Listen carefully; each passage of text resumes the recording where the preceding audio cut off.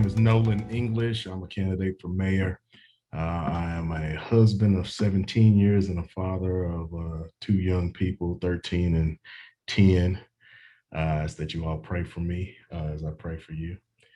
I really do believe that as we heal, I thank Kristen for using that term heal, as a nation, as we heal as a city, we also need to pray that our environment heals from all the devastation that has been done in the name of progress.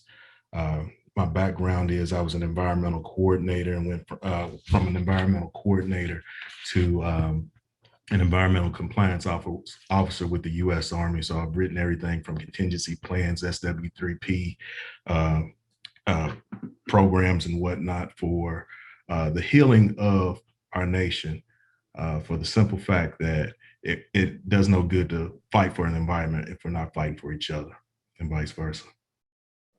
The premise that the park should be safe, crime-free areas has been challenged by recent senseless acts of violence that took the life of Jakari Dillard at Anderson Park and the horrific murder of Katie Janis at Piedmont Park.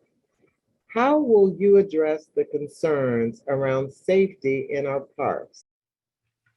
Yes, in terms of security, that is a citywide issue, not just the parks, but with the parks being such an asset to the city and a gateway for crime to happen, especially violent crime. That security piece needs to be handled at a much deeper level, more so than just adding 750 new officers. What type of officers are we adding? Now, what I'm proposing is this: we work out partnerships with our with military bases that are in close proximity to us. We have soldiers that are MPs that are exiting out of the military after retirement. They're roughly 37, 38 years old, and they have a time for another career. We're going to invite them to come and be a part of Atlanta's police department. They will secure our cities. Everyone will have a post of most vital interest, the parks especially, and they will be able to hold that post and close ranks on any crime.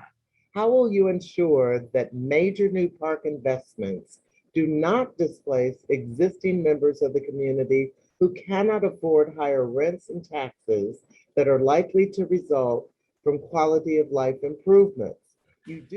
For those individuals that do not have the resources, first of all, to sustain on their own because of higher rents, we would definitely look at the homestead exemption and basically do a freeze on whatever their tax is.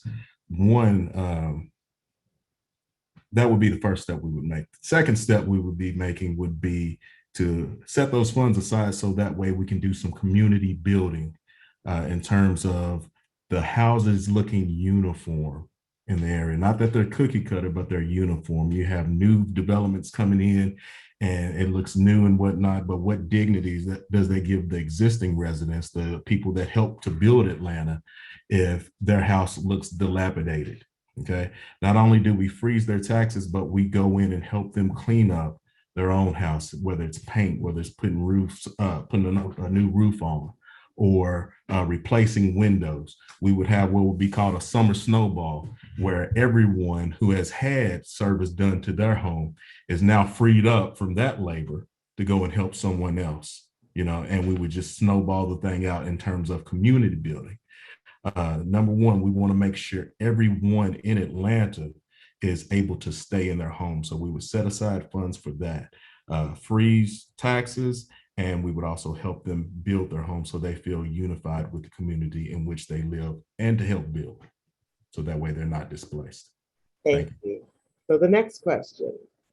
Through the public engagement process for Activate ATL, which is the Department of Parks and Recreation's 10-year master plan, we learned that 24% of City of Atlanta residents reported that park facilities are not well maintained, and this is double the national average.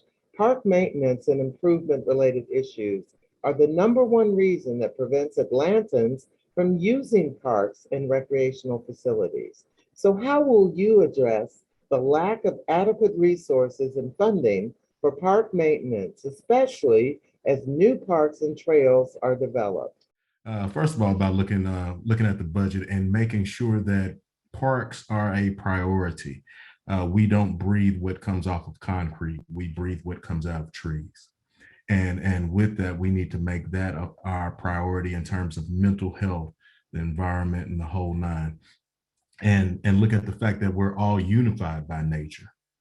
And if you show me your checkbook, if you show me your calendar, I'll show you your priorities.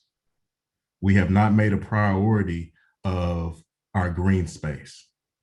You know, I've studied Frederick Law Olmsted quite a bit, and understanding his heart toward what we are to be as a people, unified by the green space that's God given, first of all, and the waters that run through them. We need to understand that we have to make that a priority. You know, as this city advances, certain amounts of whatever contracts come about, they have to include green space, and that's mandatory. Thank you. Equity is about creating policies, structures, processes, and tools for all people to prosper, including low income and people of color. So, what policies, structures, processes, and tools will you advance in your administration to ensure that historically disenfranchised communities receive equitable investments in their parks and their green spaces, as well as public resources necessary to maintain them? Okay. Uh, I think the most vital tool I would use would be that of our human resources, those passionate boots on the ground that have been there. You know, the West Atlanta Watershed Alliance, WAWA, with Dr. Nataki Jelks, Rashid Nuri, Truly Living Well, uh, Reverend Richard Bright, Bobby Wilson with Metro Atlanta Urban Farms. All these people, we need to bring them to the table because they have really led the effort, and they're the unsung heroes of what we have now. We need to pull on what they know and allow them to lead. Being mayor doesn't mean you're the smartest guy or the smartest girl in the room. And once we understand that, you know, we really tap into the resources that are available to us or made available to us by those passionate boots on the ground. They can lead the teaching. They can lead the direction of this city. They know what's needed instead of somebody with a pen and a position scheduling monies to go places that they don't need to go and shortchanging other areas. We need to talk to those people that have been doing this out of their own heart's passion to lead this effort. And I would back them 100%. Those would be the go-to. Those would be the people I would look to as a think tank to give us direction as a city. The Atlanta City Design, adopted into the city charter in 2017, aims to protect and expand Atlanta's watersheds, forests, and habitat in the face of rapid urbanization. It proposes additionally large investments in new parks, along with an approach to growth that focuses new development in appropriate areas while protecting ecologically valuable areas as conservation corridors. So the question is, how will your administration use the framework laid out in the Atlanta City Design to protect existing trees and preserve nature while growing and building our city? I'm actually in agreement with Kirsten. What we have in place is adequate. It just needs to be executed continuously, you know, and looking for those points of weakness and whatnot. Any developer they're typically going to come in looking for a loophole. You know, we are to safeguard all loopholes and make sure we put a portion of every land purchase, land acquisition, a portion of that has to be set aside for green space. We need to get past just being green enough, you know, just being in compliance. We need a little extra to make sure that we stay in compliance with what we need as people, you know, and as citizens of Atlanta. Development could not take the place of our green space. We've lost a lot of trees. through development. We've lost a lot of trees. But we do have our conservancies and whatnot, but more education needs to be put toward those. And that would be my answer to that. Thank you. Thank you. The video that opened this session spoke of the need for a green space mayor.